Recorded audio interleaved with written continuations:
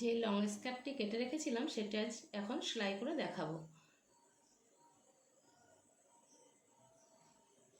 এটা হলো ওপরের যে পটি অংশটা লাগাবো বা বেল্ট অংশ বা ইলাস্টিকের জন্য যে 4 ইঞ্চি কেটে রেখেছিলাম সেই কাপড়।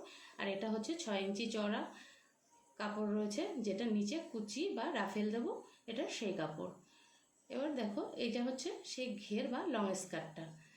এখানে আগেই দেখিয়েছিলাম যে দু টুকরো কাপড় কিন্তু একদম মাপ মতো আছে, এবং ওপরে 2 টুকরো কাপড় কিন্তু দেখো একটু ছোট আছে, যার কারণে কিন্তু এক্সট্রা কাপড় কেটে নেওয়া হয়েছিল। এই এক্সট্রা কাপড়টা, যেই কাপড়টা ছোট রয়েছে তাই সেই কাপড় 2 টুকরোর সঙ্গে কিন্তু এই 2 টুকরো কাপড় অ্যাটাচ করে নিতে হবে। দেখতে পাচ্ছ? তাহলে নিচের কাপড়ের সঙ্গে কিন্তু সমান হবে।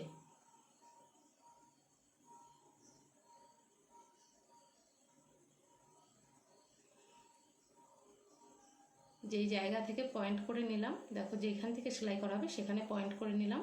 ওই পয়েন্টের অংশ থেকে কিন্তু যে টুকরো কাপড়টা রয়েছে সেই টুকরো কাপড় ওর সঙ্গে অ্যাটাচ করে ধরে সেলাই দিয়ে নিতে হবে।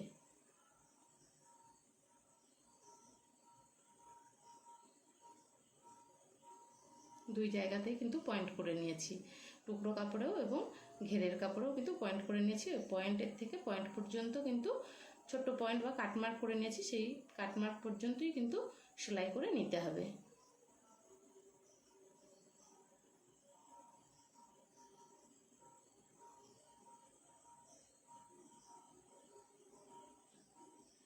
প্রথমত সেলাই দিয়ে নিলাম, তারপরে দেখো কাপড়টা কেটে নিয়ে উপরে আবার একটা চাপ সেলাই দিয়ে নিতে হবে।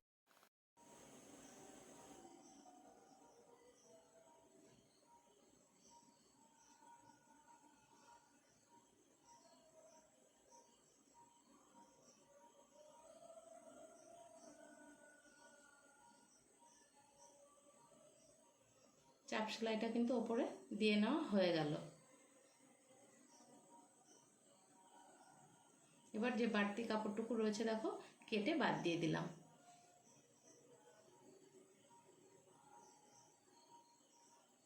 একইভাবে কিন্তু দুটো পার্টই আমি সেলাই করে নিয়েছি। দেখো দুটো পার্ট সেলাই করে কিন্তু পুরোটাই সমান হয়ে গেছে।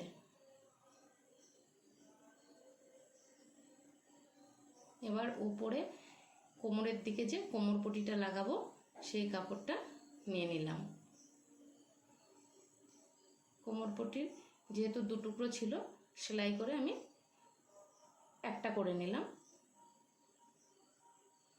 এবার ঘেরটা কোমর পটির সঙ্গে সেলাই করে নেব। প্রথমত দেখো সবসময় কিন্তু সোজা পার্টের সঙ্গে সোজা পার্ট রেখে উল্টো পার্টের উপরে সেলাই দিতে হবে। একটা সাইডে কিন্তু দেখো একদম মাথার দিক থেকে ধরে কোমর পটির সঙ্গে আর ঘেরের অংশ বা লং স্কার্টের যে কোমরের অংশটা রয়েছে সেটার সঙ্গে ধরে সেলাই করে নিচ্ছি। 1/2 ইঞ্চি ভেতর দিয়ে 1/2 ইঞ্চি বা 2 সুত ওপর থেকে সেলাই করে নিচ্ছি।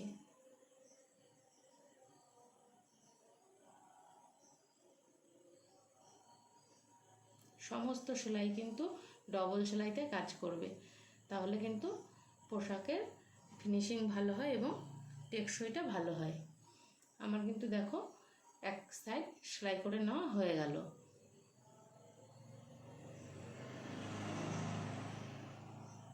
সেলাই করে নেওয়া হয়ে গেলে এবার পটির অংশটা কিন্তু দেখো পেতে দিয়ে আমি ওপরে আবার একটা চাপ সেলাই দিয়ে নিলাম।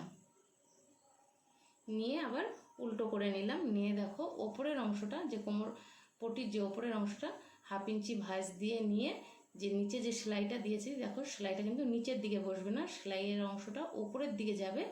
গিয়ে তারপরে দেখো ওপরের অংশটা 1/2 ইঞ্চি ভাঁজ দিয়ে ওই সেলাইয়ের ওপরে বসিয়ে এবার সেলাই দিয়ে নিতে হবে।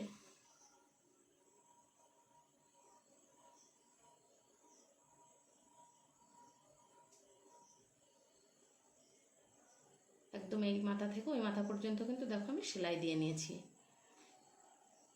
এবার দেখো দুই সাইডে এলাস্টিকও পরাতে পারো, বা কেউ যদি মনে করো ডরি পরাবে সেটাও করাতে পারো। আমি এখানে এলাস্টিক পরাবো। এলাস্টিকের মাপটা হচ্ছে নিয়েছি আমি কোমর যতটা রয়েছে তার থেকে 3 ইঞ্চি কম নিয়েছি। এখানে যতটা কোমরের মাপ থাকবে তার থেকে 3 ইঞ্চি বা 4 ইঞ্চি কম নিতে পারো। নিয়ে 3 ইঞ্চি কম নিলেও হবে, 4 ইঞ্চি যদি একটু বেশি টাইট চাও 4 ইঞ্চি কম নেবে। নিয়ে দেখো আমি সেফটি পিনের সাহায্যে এলাস্টিকটাকে পরিয়ে নিচ্ছি।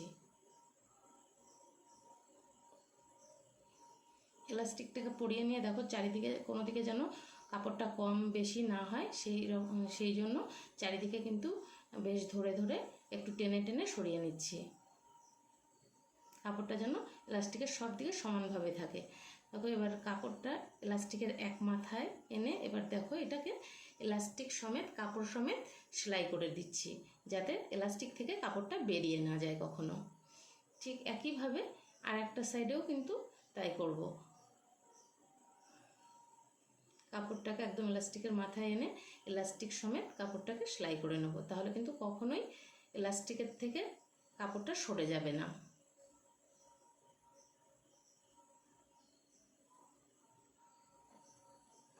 দুই মাথা সেলাই করে নেওয়া হয়ে গেল।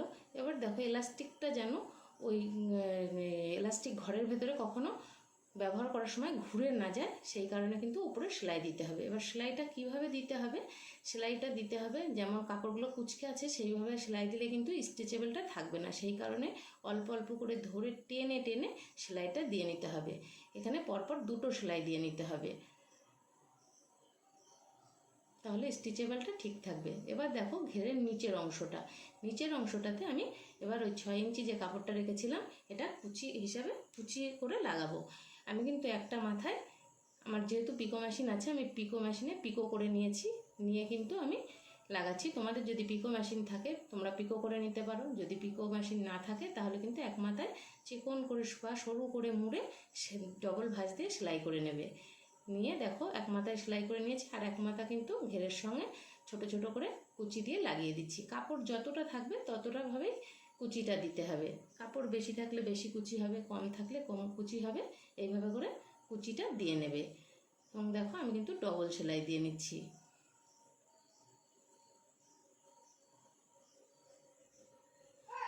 সুন্দরভাবে কুচিগুলো কিন্তু আমার দেওয়া হয়ে গেছে।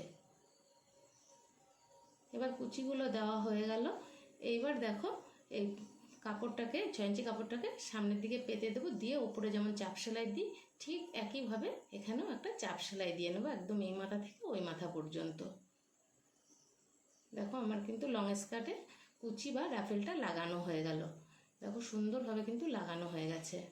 এই দেখো কুচির দুটো সাইড আমি একভাবে দেখিয়ে দিলাম। এবার দেখো কোমরের দিকে যেখানে ইলাস্টিক লাগিয়েছি ওখান থেকে ধরে একদম কুচির নিচ পর্যন্ত টানা সেলাই দিয়ে যেতে হবে।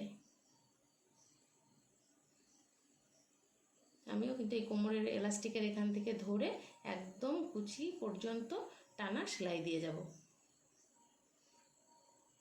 বেশ সুন্দর করে 2-3 বার ওখানে লকটা সেলাই করে দিতে হবে, লক করে দিয়ে দেখো বেশ সুন্দরভাবে কিন্তু আমি এটা সেলাই দিয়ে নিলাম। দেখো কত সুন্দরভাবে স্কার্টটা তৈরি হয়ে গেল। আশা করি ভিডিওটি তোমাদের ভালো লেগেছে। ভিডিওটি যদি ভালো লেগে থাকে তাহলে লাইক, কমেন্ট এবং শেয়ার অবশ্যই করবে। আজ এই পর্যন্তই, নেক্সট ভিডিওতে আবার দেখা হবে।